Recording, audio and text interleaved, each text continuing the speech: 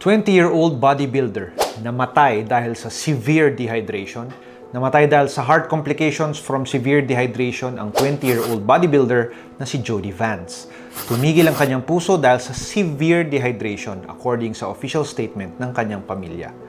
Common na ginagawa ng bodybuilders ang dehydration bago ang isang competition para magkaroon ng definition ang kanilang mga muscles at mas maging pronounced ang kanilang mga ugat. May mga iba't ibang paraan para mag-dehydrate pero ang hinihinalang ikinamatay ni Jody Vance ay ang hindi wastong paggamit ng diuretics. Sabi ng trainer ni Jody na si Justin Mihaly na meron daw iniinom na 2 extremely hazardous substances itong si Jody bago namatay at nagdulot ito ng hyperkalemia o pagtaas ng potassium sa dugo. May mga bodybuilding supplements like fat burners na maaaring magdulot ng pagtaas ng potassium.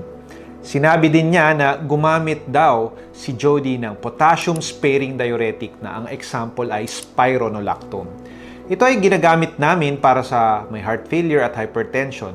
Pero pag hindi tama ang paggamit ay pwede magpataas ng potassium level sa dugo. Ang pagtaas ng potassium sa dugo or hyperkalemia ay pwede mauwi sa pagtigil ng puso.